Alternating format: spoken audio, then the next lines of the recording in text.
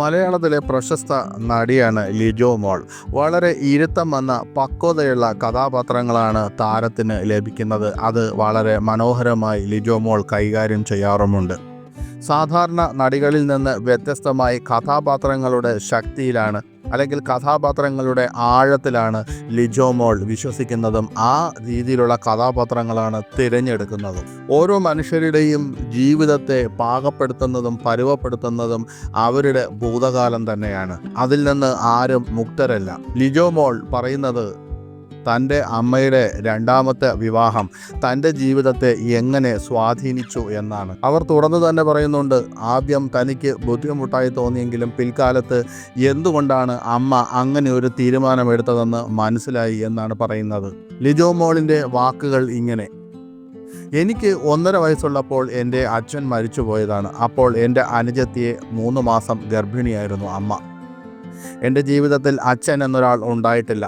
എൻ്റെ 10ാമത്തെ വയസ്സ് മുതലാണ് ഞാൻ ഇച്ചാച്ചൻ എന്ന് വിളിക്കുന്ന രണ്ടാം അച്ഛൻ ഞങ്ങളുടെ ലൈഫിലേക്ക് കടന്നു വന്നത്. പെട്ടെന്നൊരു ദിവസം ഒരാൾ നമ്മുടെ ലൈഫിലേക്ക് കയറി വരുന്നു. ഇനി മുതൽ അവർ നമ്മുടെ കൂടെ ഉണ്ടാകും. ഇനി മുതൽ അയാളെ ഇച്ചാച്ചൻ എന്ന് വിളിക്കണം എന്ന് അമ്മ പറഞ്ഞപ്പോൾ അത് അക്സെപ്റ്റ് ചെയ്യാൻ ആദ്യമേക്ക് ബുദ്ധിമുട്ടായിരുന്നു.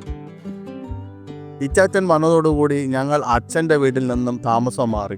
അച്ഛൻ്റെ വീട്ടിലെ പലർക്കും അമ്മയുടെ 2ാം വിവാഹം പ്രശ്നങ്ങളുണ്ടായിരുന്നു. വെക്കേഷൻ സമയമായതിനാൽ ഞങ്ങൾക്ക് പോകാൻ വീടില്ല.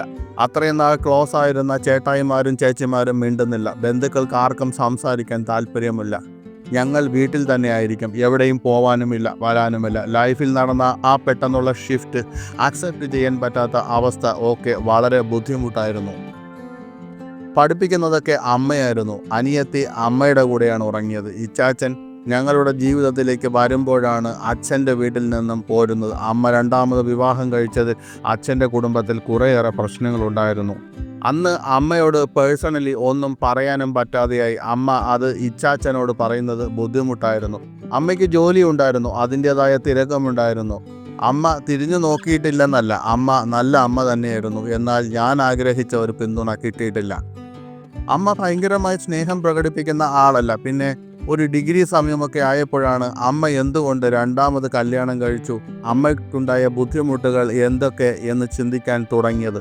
ഞങ്ങൾ 2 പെൺകുട്ടികളെ കൊണ്ട് പുതിയൊരു സ്ഥലത്ത് താമസിക്കാൻ വരിക എന്നതൊക്കെ എത്ര പ്രയാസമുള്ളതാണെന്ന് തിരിച്ചറിയാൻ തുടങ്ങിയത് അപ്പോഴായിരുന്നു. ഇപ്പോൾ ആലോചിക്കുമ്പോൾ അമ്മ എന്തുകൊണ്ട് അങ്ങനെ ഒരു തീരുമാനം ആ സമയത്ത് എടുത്തു. ഇച്ചാച്ചൻ എത്ര സപ്പോർട്ടീവായിട്ടാണ് ഈ മൊമെൻ്റ് വരെ ഞങ്ങളുടെ കൂടെ നിൽക്കുന്നത് എന്നൊക്കെ അറിയാം.